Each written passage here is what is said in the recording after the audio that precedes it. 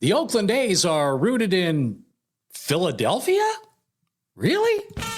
You are Locked On A's, your daily Oakland A's podcast, part of the Locked On Podcast Network, your team every day.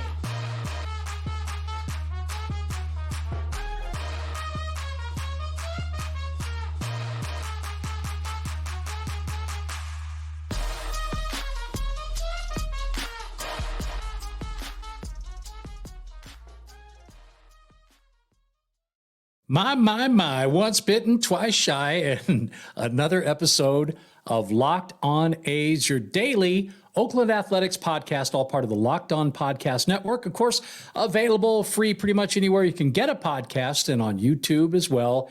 If you're just joining us for the first time, hello, welcome in. My name is Wayne Coy. I am the host of the show and a longtime media dude and lifetime Oakland A's fan. Happy to be here to talk about our favorite team every single day. And that's what we do on the Locked On Network. Now, today, kind of interesting because we're going to catch up with somebody who has made pretty much his lifetime all about studying everything that is the A's and their original roots. So before there was Oakland, there was Kansas City.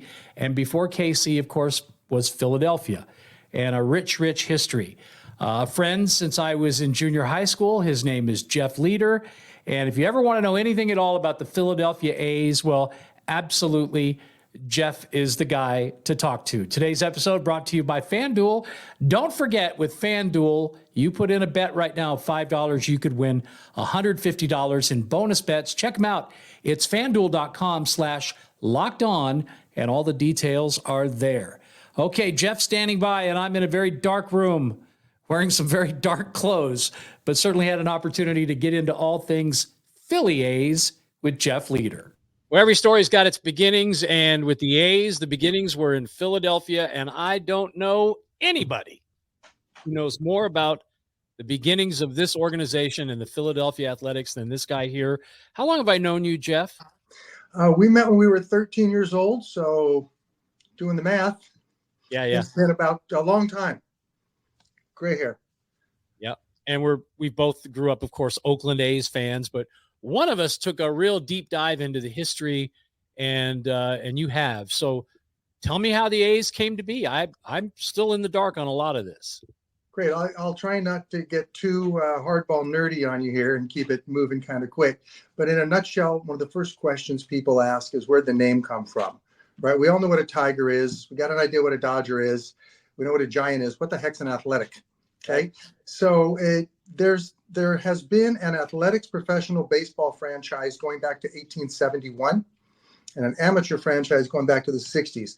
In the 1860s, there were amateur baseball clubs all over playing in these leagues, right? And so a bunch of guys in Philly decided, hey, let's form a team and let's join.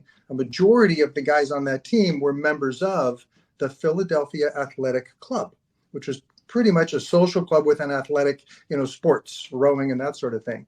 So they called themselves the Philadelphia Athletics for that reason. In 1871, the National League was formed with 8 teams, and one of the charter franchises was the Philadelphia Athletics. So they were an original member. Now that franchise is not the one we have today. They folded after a few years, and other leagues, the American Association, the Western League, these were all not minor leagues, but lesser leagues. We didn't have a minor league system until the Cardinals started. There was affiliation with any other larger league at that time, right? Correct. They were just independent leagues.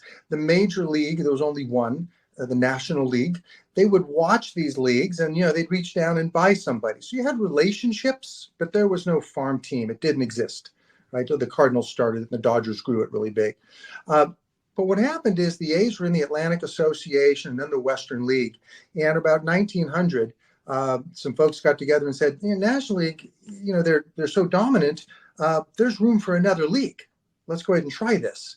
And so they decided to found the American League, and a lot of the Western League clubs decided to join.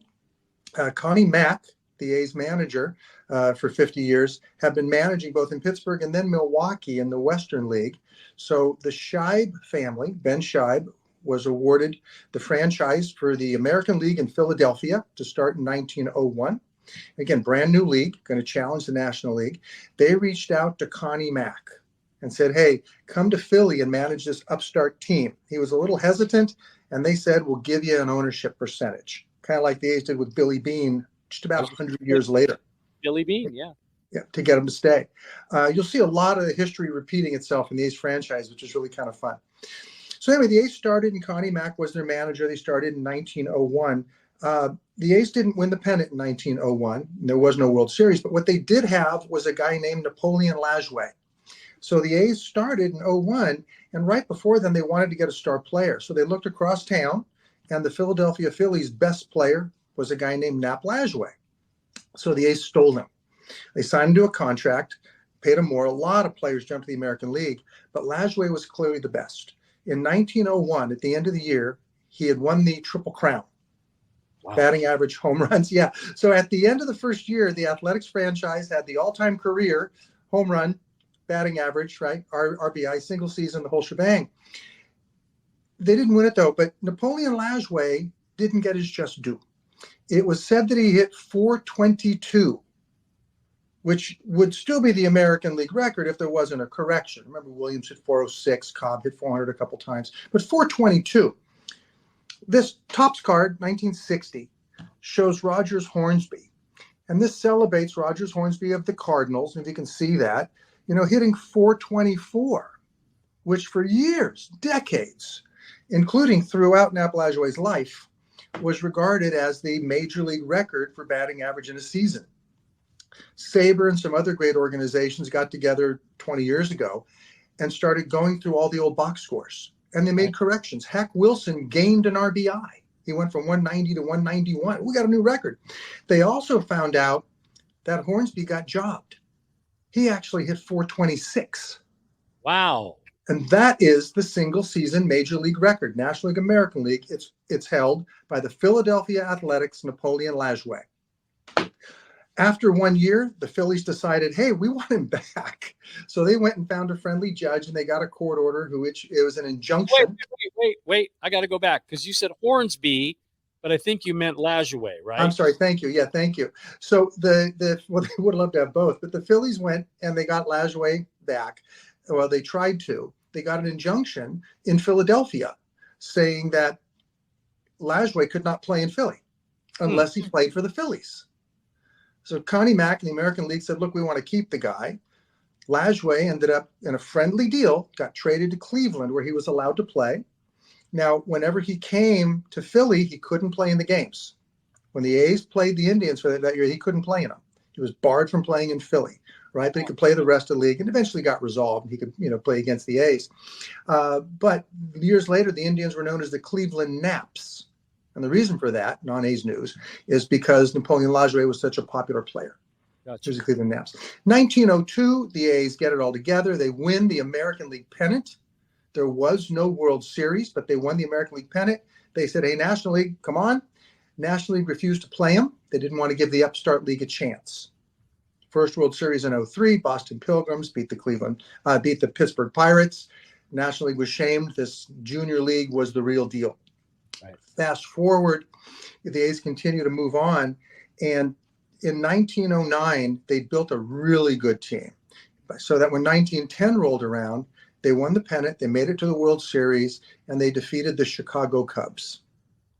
Tingers, Devers, DeChance had no chance. Mordecai Brown, etc. So they wiped them out, and they won the pennant in the World Series. The A's won it again in 1911. And after they won it, they had a banquet in Philadelphia. This is I won't say myth. This is the story that there was this celebration banquet put on by the business leaders, politicians, etc. And there were anywhere from 50 to 100 people at this dinner. It was a spaghetti dinner. Again, this is not proven. It's just the most widely accepted thing. Well, everybody ate their dinner on one of these plates. Now that's an elephant, and I think That's that looks an elephant. Yeah. Right, which we'll get to in a moment. But it's a collage of the Philadelphia Athletics 1911 with Connie Mack writing it. And this is one of the plates that somebody ate on at that dinner. Wow, they cleaned their plate too, which is a good thing. Yeah, they and then everybody was told, take your plate home. Again, we don't know that it's true, but there's no proof that it's false. And you can see I got a couple more of them up here behind me, including one that I found that was smashed to pieces. But the pieces are put back together. That's this one right up here. They're beautiful pieces. If you go to Cooperstown, you look at the Philadelphia Athletics display, at least time I was there, one of those plates is the centerpiece. Wow. Yeah, it's pretty cool. So then 1912, the A's did not make it to the World Series. They went back in 1913, and as they did in 1911, they beat the Giants. If you're keeping score, World Series head-to-head, that's A's 2, Giants nothing. There we go. Yeah, Giants nothing. 1914 then, just as the American League had come up and caused problems for the NL, the Federal League. Now folks were saying there's room for 3 leagues. Wow. So some upstart folks decided to start the Federal League, and it's like the Dodgers today, a whole bunch of people, owners, just started throwing money at the major league stars, and lots of them jumped. I mean, a lot of them. So much so that the Federal League only lasted a few years because they couldn't afford to pay. But the A's took it particularly hard, and folks knew they were going to take it hard. They went to the World Series. They played the Boston Braves, went later go to Milwaukee and then Atlanta. The A's lost it in such fashion that to this day, there's a lot of folks who think that was a precursor to the Black Sox scandal. How did this team that was so dominant play so poorly, especially when they all knew they were going to be leaving? Connie Mack sold off all his stars over the next year and a half, all of them. Eddie Collins, Home Run Baker, Eddie Plank. I mean, these are all Hall of Famers. Chief Bender. Right. They were all sold off. You were left with a few guys like Amos Strunk, Rube Oldring. It's a mid-range guys. Good players, but not the stars, right? So that broke down the dynasty. And Mack said, look, I can't afford to keep them because the Federal League is offering so much more money. Remember, at this time, Wayne, there was, the reserve clause was in its infancy. Once you signed a contract with a major league team, they owned your rights. There was no free agency. Right. Yeah. Okay. So we're going to go to the next chapter, which is after that first dynasty. So at that point, you entered 1915, 1916. The A's went from first to worst. They went from the pennant winners to the cellar in 1915. And then in 1916, they had what is the worst season in Major League Baseball history. Yeah, we talked about that season quite a bit this last Oakland A's season, because these were records that hadn't been seen since 1916. Crazy. Yeah, these guys look like the 27 Yankees, the new A's, right, or the 29 Athletics compared to these 16 guys. They had 2 roommates, okay? Jack Neighbors and Tom Sheehan. Tom Sheehan went 1-16. You think he took a ribbing, 1 win and 16 losses, mostly as a reliever, right? He went out with his fire hose. It was filled with, gasoline. But he didn't take a ribbing from his roommate, Jack Neighbors, because Jack Neighbors went 1-20. Oh. So major league roommates, back then they shared a room on the road, major league roommates who had a combined 2-36 record. Sure. There's no official stat, but that's got to be the worst all time.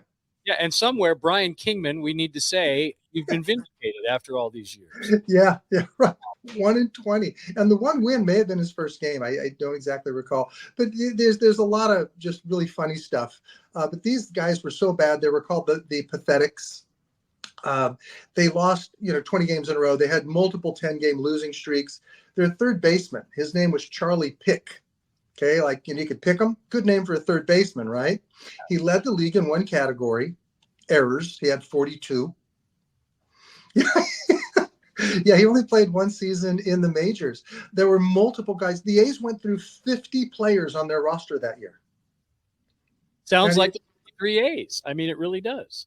Yeah. It's it's something else. Now, Nap Lajoie returned for his final season in 16 and played most of the season. The A's had a young bullet Joe Bush, right, who went on to have a decent career. He threw a no-hitter for that team, which I guess was about the only way that you're going to win. He threw a no-hitter, and that's the last game Lajoie ever played. Gotcha.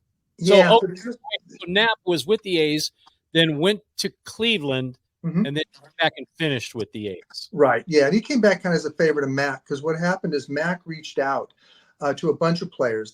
I mentioned this Rube Oldring before. Rube Oldring was an outfielder, good arm, good bat, real kind of Joe Rudy, real solid player, not the big star. I would have been home run Baker, right, with the bat, and Eddie Collins, Hall of Famers. Rube Oldring, though, he's a real solid player. He had left in a tiff with Mack, and Mack even brought him back for half a season because he needed to fill out his roster, and yet they still finished with a .235 winning percentage, the lowest ever. Unbelievable. Well, out of that not so great team came a great team. We're going to talk about that in a minute, but first, got to tell you about what's happening with FanDuel. They're making it really easy for you to get involved in this crazy football season that's coming to a close here pretty soon. But you know what? Right now is a great time to jump in because the games start to mean something. And at the same time, you have a little bit of fun at home. So, you know, baseball's great, but when it's not around, of course, we all kind of become football fans. I don't know what you're talking about. I don't know what you mean. Raiders beat the Chiefs. Let's say you'd said the Raiders were going to beat the Chiefs and you took the money line bet, which just to say, that's my team, they're going to win. Well, had you bet that $5 bet, you would have been right. And if you're a new customer, you would have got $150 in bonus bets. Oh, it's true. And right now is the time to do it. Locked On is the keyword you want to put right after you put in FanDuel.com/locked-on. Take advantage of this awesome deal that's waiting there for you. Very easy to download. Then, of course, you get the player props. You get the overs, the unders, all of that. Of course, you could bet with the spread. However you want to do it the rest of the year and on into baseball season. Basketball, too, of course, hockey, all of that. Right at your fingertips with FanDuel. Make sure that you get over there today. And don't forget, FanDuel is an official partner of the National Football League. Well, there were those A's, those pathetics playing in Philadelphia in 1916, setting all kinds of records for being really bad. But that didn't last forever. Eventually, they polished it up and had another comeback. What was that all about, Jeff? So as soon as Mack's all guys left, like I said, worst ever season, the 62 Mets lost more games, but they had a higher winning percentage because they played more games. So the worst team ever, 16 A's, it just is, they're hysterical. So then you start rolling. About bragging rights, though, about, oh, no, you weren't worse than us. We were worse than you. Right. So real quickly, between like 17 and 27, there wasn't much in A's land. You had a couple highlights. Tilly Walker hit 11 home runs in 1918 to win the tie for the American League home run crown with a pitcher from the Red Sox, Babe Ruth. Oh. Yeah. About that time, Mack also saw this guy, Eddie Rommel, who was a young pitcher. He signed him. And Rommel, for about 10 years, was a good major league hurler, actually really good, playing for some really, really bad A's teams. Mack kept him around, and he won 20 games. It's real solid. He was about the only decent player, with apologies to other folks' ancestors, until you get to 25. And Mack brings on, Mickey Cochran. And then he brings on Jimmy Fox, right? In 25, he acquires from the Baltimore Orioles, which were an independent, I believe, association team. He acquires Lefty Grove, Bing Miller. He's putting this team together that in 27, dynasty Yankees, right? The A's are starting to make noise. 28, the Yankees barely win the pennant over the A's. And in 29, the A's finally eclipse the Yankees. And keep in mind, Gehrig, Ruth, Bob Musial, Bob Musial. These guys were all, they were in their peak. It's not like the Yankees faded and the A's, assumed the crown. The Yankees were peak and the A's were that much better. And really the difference was pitching. Both teams had sluggers. Jimmy Fox at 58 homers. Ruth was still swatting 40 to 50 while eating a dozen hot dogs. Gehrig was swatting home runs and RBIs. The A's had Al Simmons winning batting titles, home run titles. It's an incredible team. And they won the World Series in 29, ironically beating the Cubs, just as they'd done in 1910. 1930, they ran up against the Gas House Gang of St. Louis, the Cardinals, and the A's beat them in 1930. 31, the two teams again in the World Series. This time the Cardinals won. They just went crazy running around the bases, stealing bases and such. Two great teams, played well, no hints of scandal like 1914. Mack at that point was running out of money again. And for the second time, this dynasty, he broke it apart and sold it all off. How do you run out of money when you're doing that well on the field? You would think that the box office would be great. Was it just a matter of the salaries were out of hand or what? Years later, Mack was asked about that. And so rather than try and give you my answer, I'll tell you what Connie Mack said. Connie Mack said the most successful team you can have is one that's competitive, but not dominant. He said fans get lackadaisical, and they do it quick. They expect you to win. And if you don't win at all, they get bored. If you got a team that should win, might win, let's go root. He said that's how you draw fans in. And in his way, he was saying we got too dominant.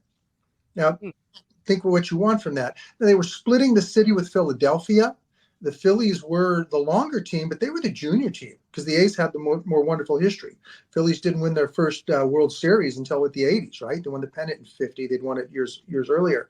But the A's were the dominant team, and Philly just had a hard time drawing. Nothing wrong with the park, nothing like that. Max said that the fans just didn't come out. And it wasn't because they didn't have a good team. They were smacking the Yankees around, with Ruth. And everybody else. So that was the thought there. So Mack broke it up, and he sold off Eddie Collins and Jimmy Fox and everybody who was any good, and they dove back into the cellar, and they stayed there. Now notice that 20-year cycle, right? 1910, 1911, 1930, right? About that. Well, what happened in 1950? I'm going to fast forward. What happened in 1950? Right about then, on a 20-year cycle again, as Mack was nearing the end of his life as a baseball player, coach, manager. The A's all of a sudden got Bobby Shantz, who in 52 won the American League MVP.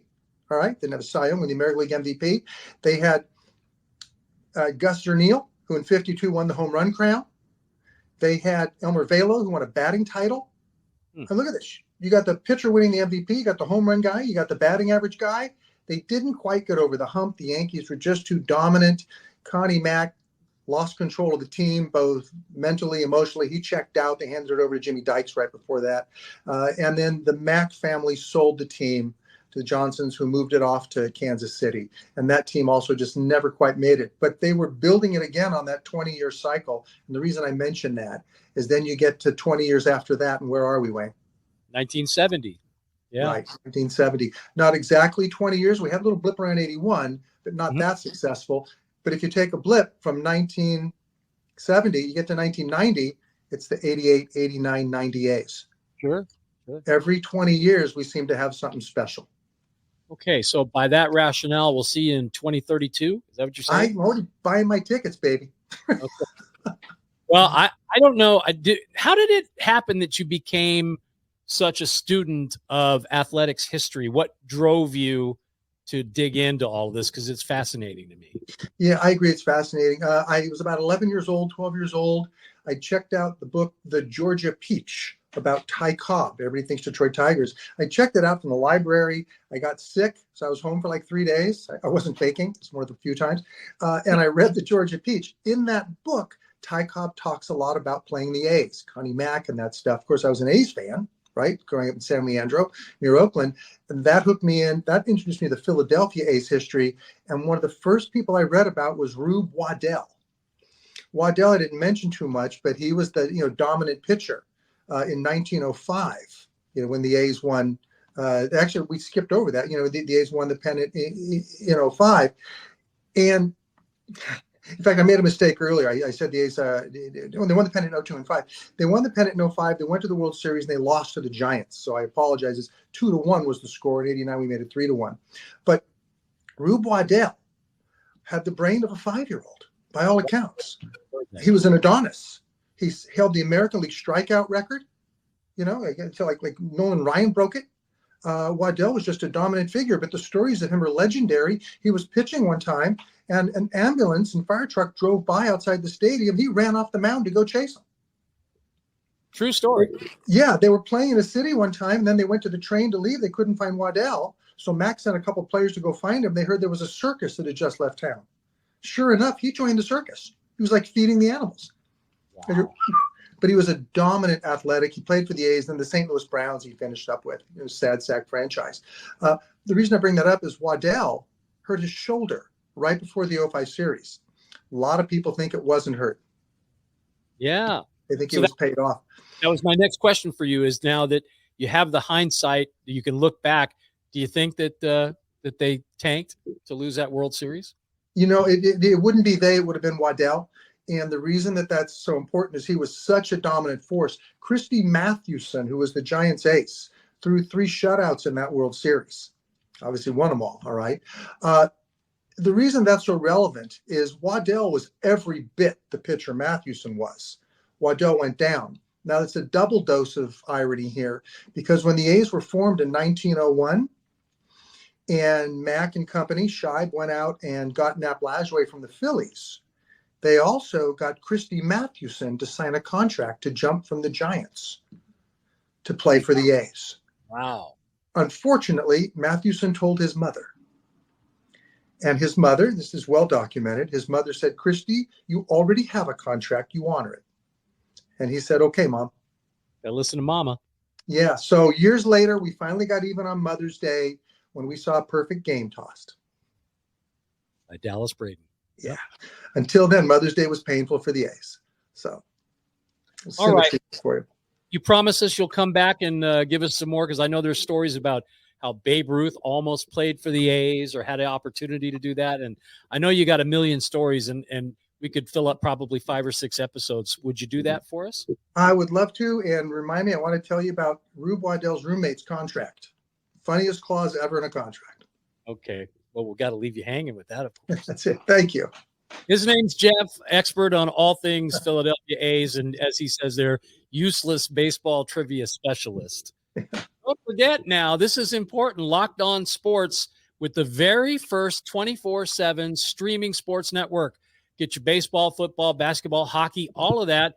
The hot stories when they're hot from the regions that they're hot in, from the people who covers those teams every single day.